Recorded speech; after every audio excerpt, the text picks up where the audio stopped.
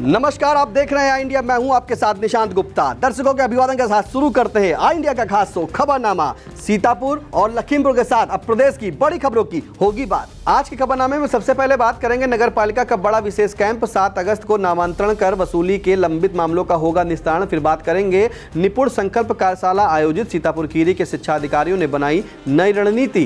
किसानों के लिए अनुदान का मौका, कृषि यंत्र और ड्रोन पर 10 अगस्त तक ऑनलाइन बुकिंग। और खबरनामे के अंत में जानेंगे यूपी में बारिश का अलर्ट। 47 शहरों में वर्षा की संभावना, 11 जिलों में तेज बारिश। लेकिन पहले नजर सुर्खियों पर। वंश एडबिल्स कंपनी को मिला सम्मान। समय पर जीएसटी जमा करने पर मिला भारत सरकार का प्रोत्साहन पत्र।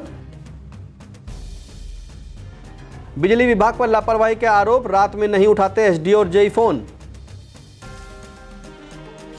कृषि मंत्री का औचक निरीक्षण, खाद्य वितरण व्यवस्था की मौके पर जांच। नाले के निर्माण में गड़बड़ी, विधायक योगेश वर्मा ने खुद उतरकर की नापजोख। गैंगस्टर एक्ट के 3 आरोपी गिरफ्तार, मझगई पुलिस ने अभियान में बड़ी सफलता पाई। सीएम योगी का माफिया पर हमला, बोले माफिया मिट्टी में मिल चुके हैं। आरोपी सिपाही की अस्पताल में पिटाई, बच्ची हत्याकांड पर डॉक्टरों और नर्सों का फूटा गुस्सा। हज यात्रियों का हो गया चयन, 22,510 आवेदक प्रोविजनल सूची में शामिल। कभी कभी एक छोटी सी विजिट एक बड़ी सी तब्दीली ले आती है, लेकिन हर घर में कुछ छोटी कमियां छुपी होती हैं, जैसे ये सीलन जो पुरानी लकड़ी की खिड़की से आती है, और बाहर का शोर, वो तो बातें भी रुकवा देता है। बस एक फिक्स और सब कुछ बदल जाता है। ग्रीन प्लास्ट की प्रीमियम यूपीवीसी विंडोज, ना सीलन ना शोर, सिर्फ सुकून। वेदर रेजिस्टेंट डिजाइन जो हर मौसम में सालों तक साथ निभाए। एक्सीलेंट थर्मल इंसुलेशन ताकि घर रहे ज्यादा कंफर्टेबल और energy efficient. Low maintenance finish, ना बार बार पेंट की जरूरत, ना एक्स्ट्रा झंझट। Green Plast UPVC windows, leading and trusted manufacturers of UPVC and doors. खबरनामे की शुरुआत सीतापुर की खबरों के साथ। सीतापुर की खबरों में सबसे पहले बात होगी नगर पालिका में लगने वाले विशेष कैंप की। सीतापुर में नगर पालिका का बड़ा विशेष कैंप फिर लगेगा। 28 जुलाई के कैंप में भारी भीड़ और जनहित को देखते हुए डीएम डॉक्टर राजा पतियार ने दोबारा कैंप लगाने के निर्देश दिए हैं। अब 7 अगस्त यानी शुक्रवार को सुबह 10 बजे से शाम 4 बजे तक नगर पालिका परिसर सभागार में भवन और भूखंड के नामांकन, नामांतरण व कर वसूली के लंबित मामलों का निस्तारण होगा। कैंप प्रभारी राजस्व निर्धारण अधिकारी कमलेश कुमार चौबे होंगे, जबकि प्रथम श्रेणी लिपिक वैभव कपूर कई वार्डों की जिम्मेदारी संभालेंगे। नजुल भूमि के मामले शामिल नहीं होंगे। लापरवाही पर कार्रवाई भी तय है। दिव्यांग छात्राओं की शिक्षा को सुगम बनाने के उद्देश्य से दिव्यांगजन सशक्तिकरण विभाग ने वित्तीय वर्ष 2026-27 में निःशुल्क ई ट्राईसाइकिल वितरण योजना शुरू की है। जिला दिव्यांगजन सशक्तिकरण अधिकारी राजकुमार ने बताया कि muscular dystrophy, stroke, cerebral palsy, haemophilia आदि से पीड़ित 16 वर्ष या उससे अधिक आयु की पात्र छात्राएं आवेदन कर सकती हैं। यूडीआईडी कार्ड, आधार, अध्ययन प्रमाण पत्र और आयकर दाता न होने का प्रमाण आवश्यक होगा। इच्छुक छात्राएं ऑनलाइन आवेदन कर हार्ड कॉपी सभी अभिलेखों सहित जिला दिव्यांगजन सशक्तिकरण अधिकारी कार्यालय सीतापुर में जमा करें।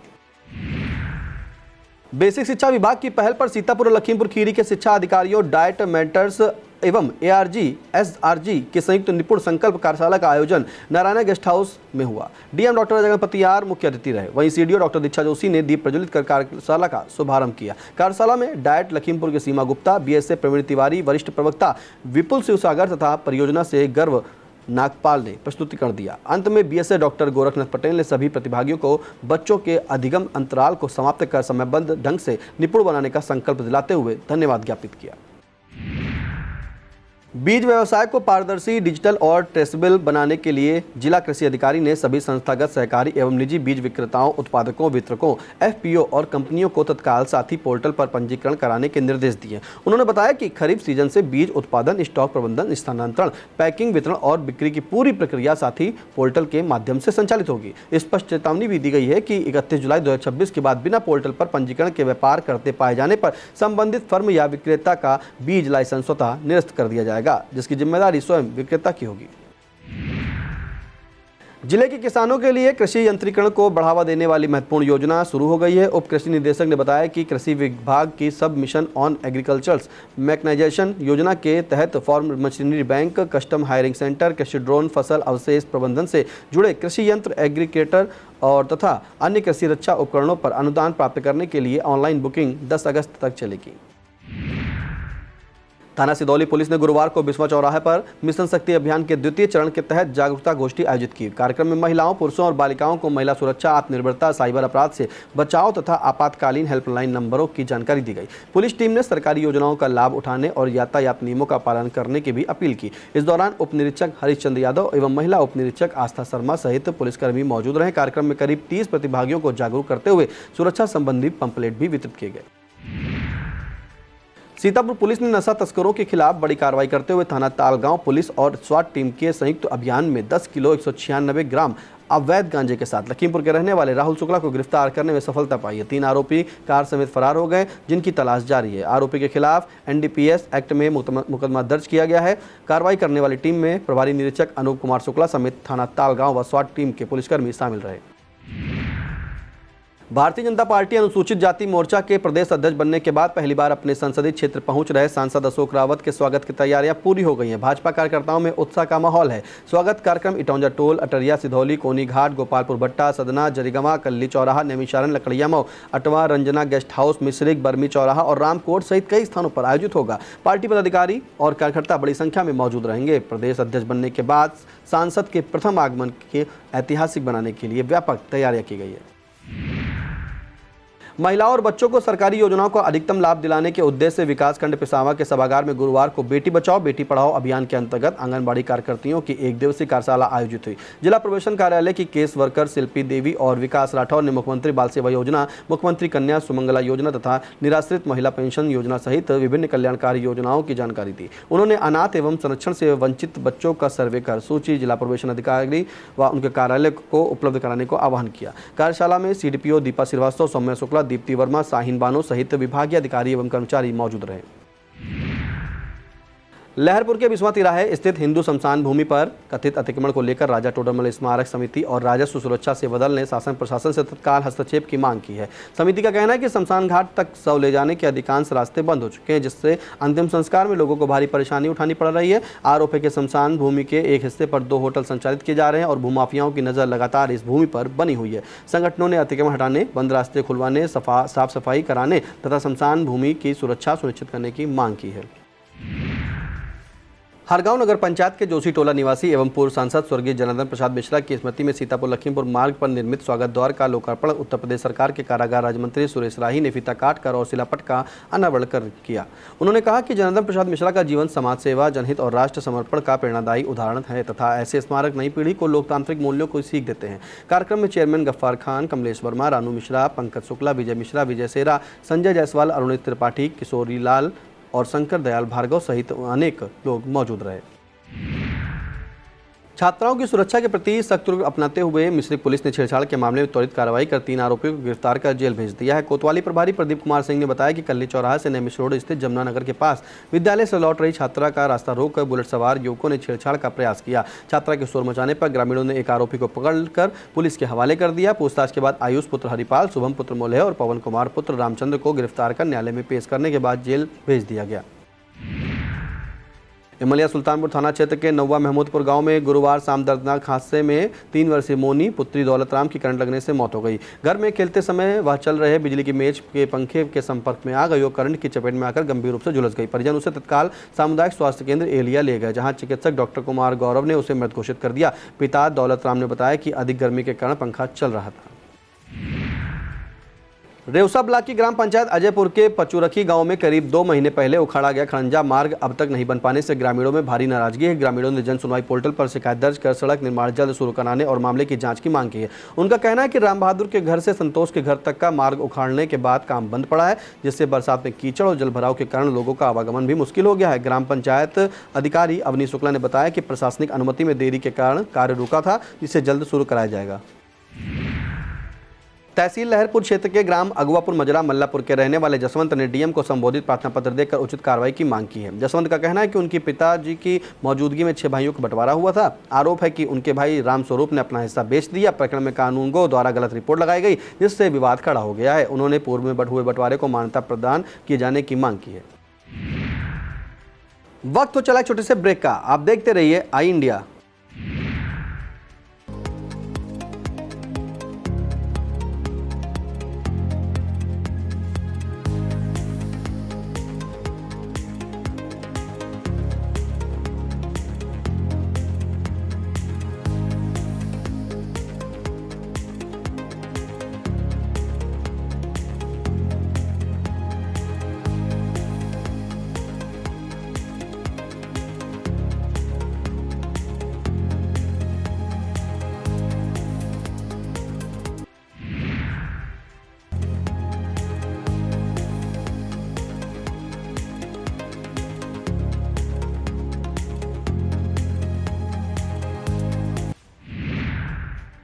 तहसील मिश्री क्षेत्र के ग्राम हरिहरपुर मजरा उदयपुर पूर्वी में खलिहान की भूमि पर से अवैध कब्जा हटवाए जाने को लेकर कारागार राज्य मंत्री सुरेश राही ने डीएम को पत्र लिखा है। दरअसल गांव के श्रीराम ने इसे लेकर कारागार राज्य मंत्री सुरेश राही से मिलकर ध्यान आकृष्ट कराया गया था। शिवराम के मुताबिक गांव में खलिहान की भूमि पर अवैध कब्जे को हटाए जाने का आदेश भी हो चुका है, लेकिन इस पर कोई कार्रवाई नहीं की जा रही है।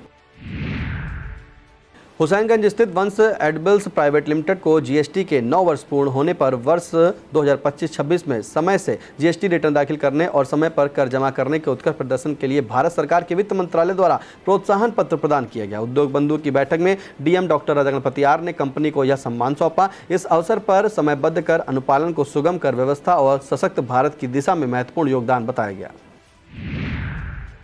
सीएम और ऊर्जा मंत्री की तमाम हिदायतों के बावजूद बिजली कर्मचारियों की कार्यशैली में कोई सुधार नहीं हो रहा है। दरअसल नगर पंचायत सिधौली के मोहल्ला नरोत्तम नगर उत्तरी में बुधवार की रात करीब 8 बजे बिजली की आपूर्ति अचानक ठप हो गई। उपभोक्ताओं ने काफी देर इंतजार किया। जब लाइट नहीं आई तो जेई और एसडीओ के सीयूजी नंबर पर फोन करके जानकारी देनी चाहिए। आरोप है कि जेई एसडीओ के नंबर पर बेल बजती रही, लेकिन किसी भी अधिकारी ने फोन रिसीव करना मुनासिब नहीं समझा। अधिशासी अभियंता का सीयूजी नंबर भी पहुंच से दूर बताता रहा। तब जाकर उपभोक्ताओं ने अधीक्षण अभियंता से फोन पर अपनी समस्या बताई। आलम यह रहा कि कर्मचारियों ने अधीक्षण अभियंता को सप्लाई का भरोसा तो दिला दिया, लेकिन फॉल्ट फिर भी नहीं दूर हुई। फिलहाल जब दूसरी बार अधीक्षण अभियंता को फोन किया गया तब रात करीब 1 बजे फॉल्ट दूर हुई और बिजली की आपूर्ति बहाल हो सकी। बिजुआ मऊ के जंगलों में 5 दिन की खामोशी के बाद एक बार फिर बाघ के पगचिन्ह मिले हैं। 15 जुलाई को बाघ ने रसुलवा गांव निवासी कमल किशोर यादव को अपना शिकार बनाया था। इसके बाद उसकी कोई गतिविधि नहीं दिख रही थी। रेंजर सिकंदर सिंह ने बताया कि काउंटिंग के दौरान बिजुआ मऊ से करीब 1 किलोमीटर पश्चिम नेवादा कला मार्ग की ओर बाघ के ताजा पगचिन्ह मिले हैं। इससे स्पष्ट है कि बाघ अभी जंगल में ही है। वन दरोगा ऋषभ सिंह तोमर, चेतन और अन्य वनकर्मी लगातार कॉम्बिंग अभियान चला रहे हैं और ग्रामीणों को सतर्क रहने के लिए भी कहा गया है। अब बात लखीमपुर की खबरों की। ऐतिहासिक एवं प्रसिद्ध श्री संकट मोचन वीर बाबा मंदिर राजापुर में गुरुवार से भक्ति और आध्यात्मिक ऊर्जा से ओतप्रोत 108 अखंड रामायण पाठ का भव्य आयोजन शुरू हो गया। यह दिव्य अनुष्ठान 30 जुलाई से 14 नवंबर तक लगातार लगभग 3 माह 18 दिन चलेगा। मंदिर के ऊपरी हाल में श्री रामचरितमानस का अखंड पाठ तथा निचले हाल में दिन रात सीताराम अखंड जाप होगा। पूरे श्रावण मास में प्रतिदिन भगवान शिव का रुद्राभिषेक भी कराया जाएगा। मंदिर परिवार ने सभी श्रद्धालुओं, राम भक्तों और शिव भक्तों से परिवार सहित पहुंचकर पुण्य लाभ अर्जित करने की अपील की है। प्रदेश के कृषि मंत्री सूर्य प्रताप शाही ने गुरुवार सुबह महेवागंज पहुंचकर खाद की उपलब्धता और वितरण का जायजा लिया। फिलहाल उन्होंने इफ्को, ई बाजार तथा कृषक भारती सेवा केंद्र का औचक निरीक्षण किया। निरीक्षण के दौरान मंत्री ने अभिलेखों की जांच की और रजिस्टर में दर्ज किसानों के मोबाइल नंबरों पर स्वयं फोन कर खाद वितरण की वास्तविक स्थिति और सुविधाओं की जानकारी ली। उन्होंने अधिकारियों को किसानों को समय पर खाद उपलब्ध कराने और किसी भी प्रकार की अनियमितता पर कड़ी कार्रवाई सुनिश्चित करने के निर्देश दिए। निरीक्षण से संबंधित विभागों में दिन भर हलचल बनी रही। आवास विकास नहर पर जल निगम द्वारा बनाए जा रहे नाले के निर्माण में कथित अनियमितताओं की शिकायत मिलने पर सदर विधायक योगेश वर्मा स्वयं मौके पर पहुंचे। उनके साथ नगरपालिका चेयरमैन डॉक्टर ईरा भी मौजूद रहे। विधायक फीता लेकर खुद नाले में उतरे और निर्माण की नाप जोख करने लगे। निरीक्षण में कई कार्य मानकों के विपरीत दिखाई देने पर उन्होंने नाराजगी जताई और मौके से ही संबंधित अधिकारियों को कड़ी जांच के निर्देश दिए। कई महीनों से निर्माण कार्य में देरी के कारण स्थानीय लोग परेशान थे। विधायक की सक्रिय कार्यशैली से क्षेत्रवासियों में नई उम्मीद जगी। अपराधियों और वारंटियों के खिलाफ चलाए जा रहे अभियान के तहत ईसानगर पुलिस ने गुरुवार को पॉक्सो एक्ट के मामले में वांछित महिला वारंटी को गिरफ्तार कर न्यायालय भेज दिया है। गिरफ्तार महिला की पहचान ईसानगर के रहने वाली सुनीता पत्नी ओम प्रकाश के रूप में हुई। वह वर्ष 2022 में दर्ज पॉक्सो एक्ट की धारा 17 से संबंधित मामले में न्यायालय से जारी वारंट पर वांछित थी। थानाध्यक्ष ब्रजेश कुमार सिंह ने बताया कि न्यायालय के आदेशों का पालन करते हुए लगातार वारंटियों की गिरफ्तारी की जा रही है ताकि कानून व्यवस्था और मजबूत हो सके। धौरारा वन रेंज क्षेत्र में हरे भरे आमों के पेड़ की कटान को लेकर नया विवाद खड़ा हो गया है। ग्रामीणों का आरोप है कि वन विभाग साधारण आम के पेड़ों को कलमी बताकर कटान की अनुमति दे रहा है, जबकि उद्यान विभाग ने स्पष्ट किया है कि हाल के दिनों में उसने किसी भी आम के पेड़ की कटान का परमिट जारी नहीं किया। कंचनपुर, खमरिया, लाखुन, सुरजनपुर और नौरंगपुर सहित कई गाँवों में बड़ी संख्या में पेड़ काटे जा चुके हैं। दोनों विभागों के अलग अलग दावों से मामला संदिग्ध हो गया है। ग्रामीणों ने निष्पक्ष जाँच और दोषियों पर कार्रवाई की मांग की है। जनपद में अपराधियों के खिलाफ चलाए जा रहे अभियान के तहत मझगई थाना पुलिस ने गैंगस्टर एक्ट में वांछित 3 अभियुक्तों को गिरफ्तार कर बड़ी सफलता हासिल की है। पुलिस में बम्बनपुर धर्मापुर स्थित इंडियन गैस एजेंसी के पास से अंतिम, नीरज और अमीन को दबोच लिया। तीनों लंबे समय से गैंगस्टर एक्ट के मामले में वांछित चल रहे थे। गिरफ्तारी के बाद पुलिस ने विधिक कार्रवाई पूरी कर आरोपियों को न्यायिक अभिरक्षा में भेज दिया है। पसगवां क्षेत्र के ग्राम अलियापुर में कई दिनों से 40 से 50 घरों की बिजली गुल होने से ग्रामीण परेशान हैं। समस्या को लेकर ग्रामीण भाजपा युवा नेता अनिल राठौर के पास पहुंचे। अनिल राठौर ने मामले को गंभीरता से लेते हुए बिजली विभाग के अधिकारियों और संबंधित जेई से फोन पर वार्ता कर तत्काल समाधान की मांग की। अधिकारियों ने तकनीकी टीम भेजकर जल्द बिजली आपूर्ति बहाल करने का भरोसा दिया। अनिल राठौर ने कहा कि जनता की समस्याओं का त्वरित समाधान कराना उनकी प्राथमिकता है और किसी को मूलभूत सुविधाओं से वंचित नहीं रहने दिया जाएगा। अब संक्षिप्त में बात होगी उत्तर प्रदेश की बड़ी खबरों की। प्रदेश की खबरों में सबसे पहले बात होगी सीएम योगी द्वारा दिए गए तीखे बयान की। गुरुवार को मुख्यमंत्री योगी आदित्यनाथ ने पूर्वांचल के गाजीपुर में माफिया पर तीखा प्रहार करते हुए कहा कि माफिया समाज के नहीं बल्कि लोगों का खून चूसने वाले होते हैं। उन्होंने कहा, हमने कहा था कि माफिया को मिट्टी में मिलाएंगे और आज वे मिट्टी में मिल चुके हैं। योगी ने कहा कि अब कोई गरीब के धार्मिक आयोजन, रामलीला या सामाजिक कार्यक्रम में हथियार लहरा कर दंगा कराने का दुस्साहस नहीं करेगा, क्योंकि कानून का डर अपराधियों पर साफ दिखाई दे रहा है। गोरखपुर में 10 वर्षीय बच्ची के अपहरण और हत्या के आरोपी सिपाही को जिला अस्पताल में डॉक्टरों और नर्सों के गुस्से का सामना करना पड़ा। मेडिकल जांच के दौरान स्वास्थ्यकर्मियों ने आरोपी को दौड़ाकर पिटाई कर दी। पुलिस के अनुसार आरोपी अस्पताल से बच्ची को अगवा कर ले गया था। हत्या के बाद शव नदी में फेंक दिया। दुष्कर्म के बाद हत्या की आशंका जताई जा रही है। 10 पुलिस टीम में जांच में जुटी थी और सीसीटीवी फुटेज के आधार पर आरोपी गिरफ्तार किया गया। उत्तर प्रदेश राज्य हज समिति के सचिव एवं कार्यपालक अधिकारी मोहम्मद तारिक ने बताया कि 30 जुलाई को हज कमेटी ऑफ इंडिया मुंबई ने ऑनलाइन कुर्रा के माध्यम से उत्तर प्रदेश के 22,510 हज आवेदकों का प्रोविजनल चयन कर लिया है। चयनित यात्रियों को सूचना उनके पंजीकृत मोबाइल नंबर पर भेज दी गई तथा सूची हज कमेटी ऑफ इंडिया और उत्तर प्रदेश राज्य हज समिति की वेबसाइट पर उपलब्ध करा दी गई है। सभी चयनित यात्रियों को 10 अगस्त तक 1,52,300 रुपये की पहली किस्त जमा करनी होगी। दस्तावेज ऑनलाइन पोर्टल पर अपलोड किए जा सकेंगे, जबकि सहायता के लिए हज ई सुविधा केंद्र और राज्य हज समिति कार्यालय में विशेष व्यवस्था की गई है।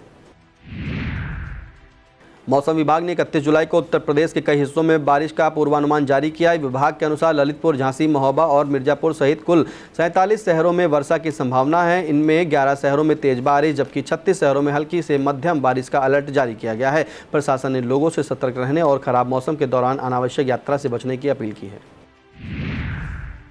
यह था आज का खबरनामा। हमें दीजिए इजाजत, लेकिन हाँ, अगर खबरनामे में कोई सुझाव हो तो कमेंट बॉक्स में जाकर जरूर बताएं। फिलहाल अब जो है खबरनामा हर रोज रात 9 बजे आपके मोबाइल पर पहुंचेगा और हर खबर हम दिखाएंगे विश्वसनीयता के साथ आपके साथ।